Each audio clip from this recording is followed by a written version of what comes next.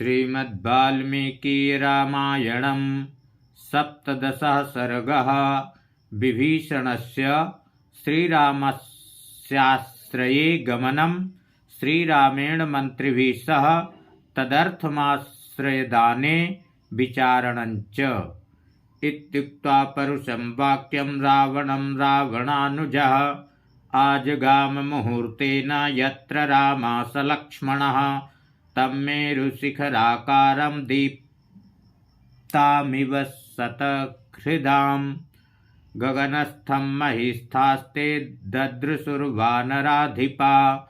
ते चाप्यनुचरास्तस्य चत्वारो भीमविक्रमा। तेऽपि वर्मायुधोपेता भूषणोत्तमभूषिता। स च मेघाचलप्रख्यो वज्रायुधसमप्रभा। वरायुधधरो वीरो दिव्याभरणभूषितः। तमात्मपञ्चमं दृष्ट्वा सुग्रीवो वानराधिपः। वानरैः सह दुर्धर्षश्चिन्तयामास बुद्धिमान्। चिन्तयित्वा मुहूर्तं तो वानरास्तानुवाचः। हनुमत्प्रमुखान् सर्वानिदं वचनमुत्तमम्। एष सर्वायुधोपेतश्चतुर्भिः सह राक्षसैः। राक्षसोभ्येति पश्यध्वमस्मान् हन्तुं न संशयः।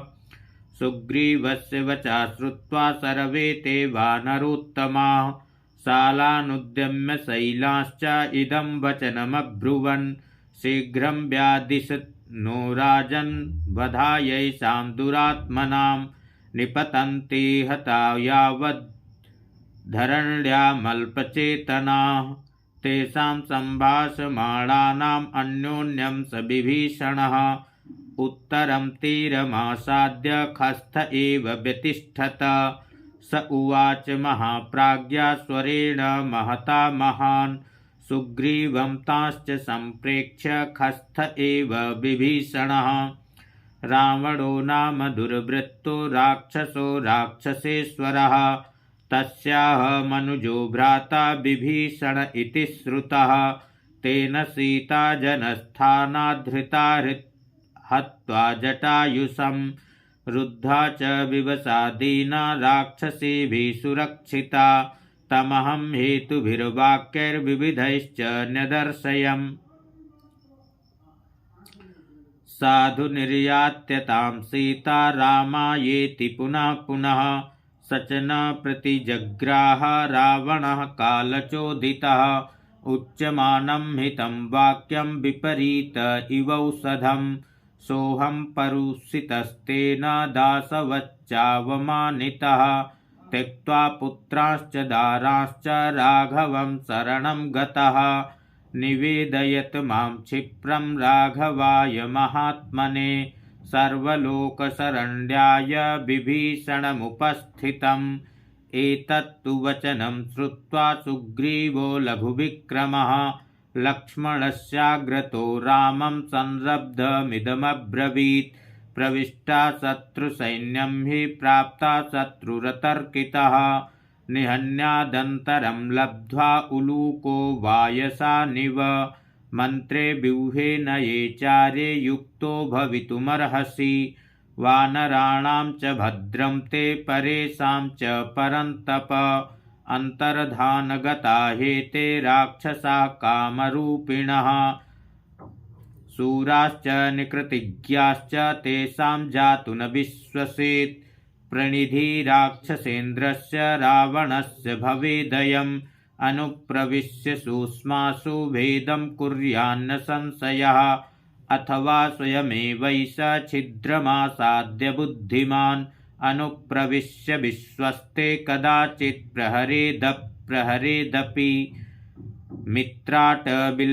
मित्राटविबलं चैव मौलभृत्यबलं तथा। सर्वमेतद्बलं ग्राह्यं वर्जयित्वा द्विषद्बलं। प्रकृत्या राक्षसो ह्येष भ्राता मित्रस्य वै प्रभो। आगतश्च रिपुः साक्षात् कथमस्मिश्च विश्वसेत्। रावणस्यानुजो भ्राता विभीषण इति श्रुतः। चतुर्भिः सह रक्षोभिर्भवन्तं शरणं गतः। रावणेन प्रणीतं हि तमवेहि विभीषणं तस्याहं निग्रहं मन्ये क्षमं क्षमवतां वर राक्षसो जिह्वयाद्बुद्ध्या सन्दिष्टोऽयमिहागतः प्रहर्तुं मायया छन्नो विश्वस्ते त्वयि चानघ वध्यतामे सतीव्रेण दण्डेन सचिवैः सह रावणस्य नृशंसस्य भ्राता ह्येष विभीषणः।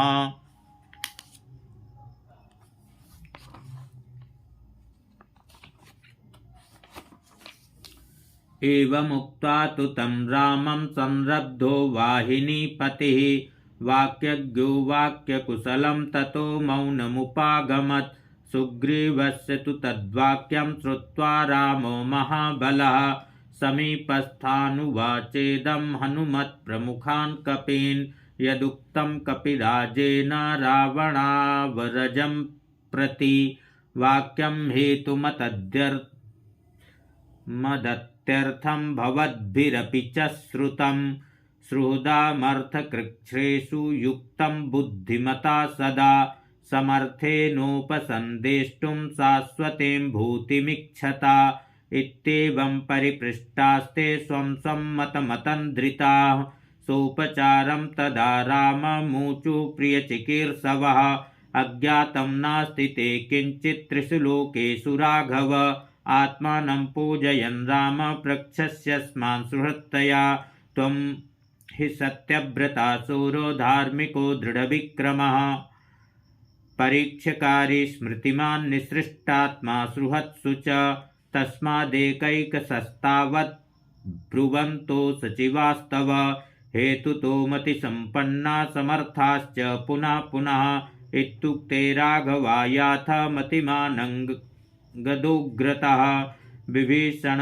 परीक्षार्थमुवाच वचनं हरिः शत्रु सकाशात् सम्प्राप्ता सर्वथा तर्क एव हि विश्वासनीया सहसा न कर्तव्यो विभीषणः छादयित्वात्मभावं हि चरन्ते शठबुद्धयः प्रहरन्ति च रन्ध्रेषु सूनर्थासु महान् भवेत् अर्थानर्थौ विनिश्चित्य व्यवसायं भजेतः गुणता संग्रहं कुर्यात् दोषतस्तु विसर्जयेत् यदि दोषो महास्तस्मिंस्त्यज्यतामविशङ्कितं गुणान् वापि बहून् ज्ञात्वा संग्रहः क्रियतां नृप सरभस्तथ निश्चित्य सार्थं वचनमब्रवीत् क्षिप्रमस्मिन्नरव्याघ्रचारा प्रतिविधीयतां प्रणिधाय हि चारेण यथावत् सूक्ष्मबुद्धिना परीक्ष्य च तथा कार्यो यथा न्यायं परिग्रह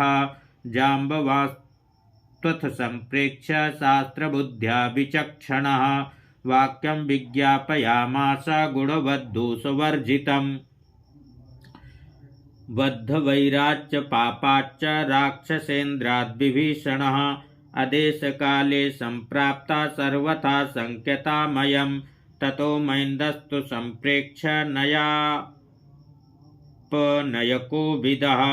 वाक्यं वचनसम्पन्नो बभाषे हेतुमत्तरम् अनुजो नाम तस्यैष रावणस्य विभीषणः प्रक्षतां मधुरेणायं शनैर्नरपतीश्वर भावमस्य तु विज्ञाय तत्त्वतस्तं करिष्यसि यदि दुष्टो न दुष्टो वा बुद्धिपूर्वं नरर्षभ अथ संस्कारसम्पन्नो हनुमान् सचिवोत्तमः उवाच वचनं श्लक्ष्णमर्थवन्मधुरं लघु न भवन्तं मतिश्रेष्ठं समर्थं वदतां वरम् अतिशाययुतुं शक्तो बृहस्पतिरपि ब्रुवन् न वादान्नापि संघर्षान्नाधिक्यान्न च कामतः वक्ष्यामि वचनं राजन् यथार्थं रामगौरवात् अर्थानर्थनिमित्तं हि यदुक्तं सचिवैस्तव तत्र दोषं प्रपश्यामि क्रिया नैयुपपद्यते ऋते नियोगात् सामर्थ्यमवबोद्धुं न शक्यते सहसा विनियोगोऽपि दोषवान् प्रतिभाति मे चार प्रणिहितं युक्तं यदुक्तं सचिवैस्तव अर्थस्यासंभवात् तत्र कारणं नोपपद्यते अदेशकाले सम्प्राप्त इत्ययं यद्विभीषणः विवक्षा तत्र मेस्तीवं तीयं तां निबोध यथा मति एष देशश्च कालश्च भवति यथा तथा पुरुषात् पुरुषं प्राप्य तथा दोषगुणावपि दौरात्म्यं रावणे दृष्ट्वा विक्रमं च तथा त्वयि युक्तमागमनं ह्यत्र सदृशं तस्य बुद्धितः अज्ञातरूपै पुरुषै स राजन् पृच्छतामिति यदुक्तमत्र मे प्रेक्षा काचिदस्ति समीक्षिता पृच्छमानोऽभिशङ्केत सहसा बुद्धिमान् वचः तत्र मित्रं प्रदुष्येत मिथ्या पृष्टं सुखागतम् अशक्यं सहसा राजन् भावो बोद्धुं परस्य वै अन्तरेण सुरैर्भिन्नैर्नैपुण्यं पश्यतां भृशम् न त्वस्य ब्रुवतो जातो लक्ष्यते दुष्टभावता प्रसन्नं वदनं चापि तस्मान्मे नास्ति संशयः असंकितमतिः स्वस्थो न सठा परिसर्पति न चास्य दुष्टवागस्ति तस्मान्मे नास्ति संशयः आकारश्छाद्यमानोऽपि न शक्यो विनिगूहितुम्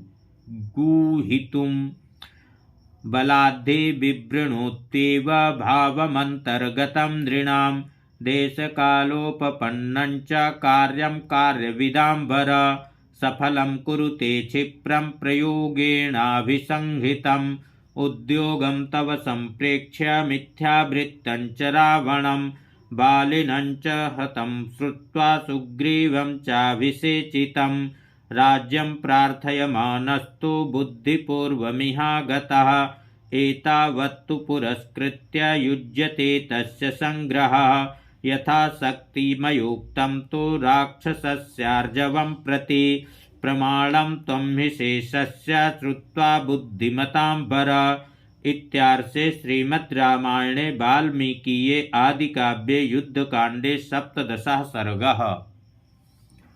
जय श्री राम।